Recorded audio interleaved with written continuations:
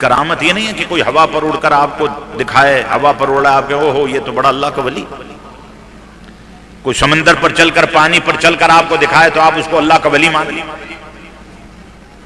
جو 2 کے 4 کر کر دکھائے آپ کہیں اللہ کا ولی، شفلیات وغیرہ کے ذریعے سے۔ اسی لیے جنید بغدادی نے یہ بھی فرمایا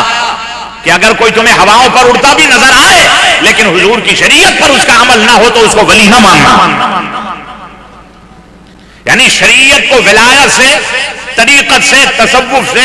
اس قدر اتصال اور ربط ہے، لازم و ملزوم ہے کہ جو عامل شریعت نہ ہو وہ عامل طریقت نہیں ہو سکتا، عامل طریقت وہی ہوتا ہے جو عامل شریعت ہوا کرتا ہے۔ تو کرامت کی جامع تعریف میں آپ کو سمجھا دیتا ہوں، کرامت کہتے ہیں استقامت کو۔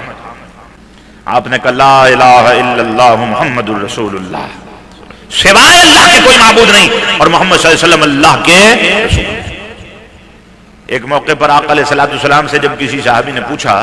تو حضور علیہ السلام نے فرمایا قل آمنت باللہ ثم استقم،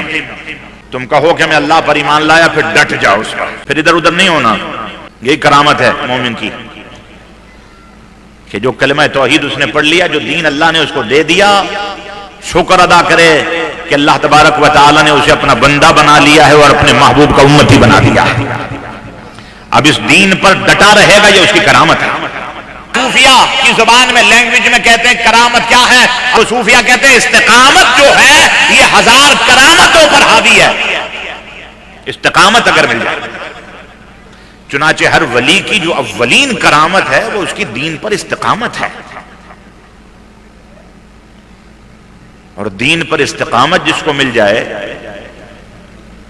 جس کا دین اور ایمان محفوظ ہو گیا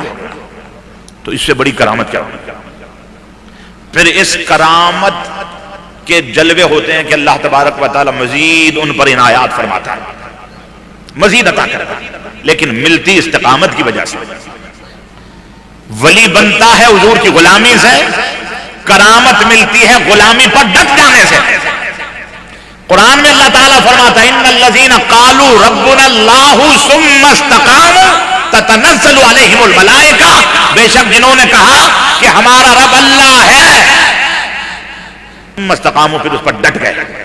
استقامت پکڑ لی، پھر ادھر ادھر نہیں ہوئے، پھر 2 کشتیوں کے سوار نہیں ہوئے، پھر عقیدہ توحید متزلزل نہیں ہوا، پھر حضور کی غلامی سے ادھر ادھر نہیں بھاگے، سرکار کی غلامی پر ہی ڈٹے رہے، تو یہ وہ لوگ ہیں جن پر اللہ آسمان سے فرشتوں کو نازل فرما دیتا ہے۔ تو استقامت یہ کرامت کی اصل بنیاد ہے۔ اور غوث بغداد کی استقامت کیا ہے سنیے، آپ خود فرماتے کہ میں نے 40 سال تک عشاء کے وضو سے فجر کی نماز ادا کی، اور جو چور پر نگاہ ڈالے تو اس کے باطن کو نگاہ ڈالتے ہی دھو کر صاف کر دے اور وقت کا قطب بنا دے۔ تو کتنی بڑی کرامت،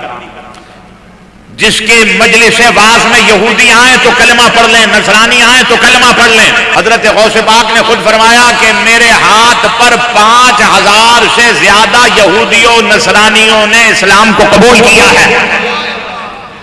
اور 1 لاکھ سے زیادہ فاسق اور فاجر لوگوں نے میرے ہاتھ پر سچی توبہ کی ہے۔